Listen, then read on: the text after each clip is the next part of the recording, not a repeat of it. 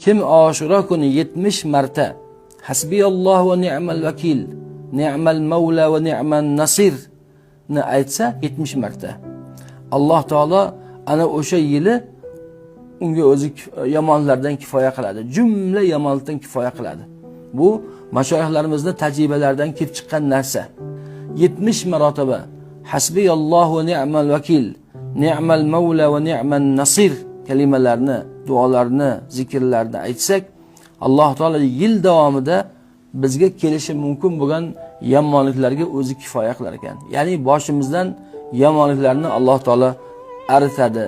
Bu tajriba qilinishga eng loyiq amallardan biri.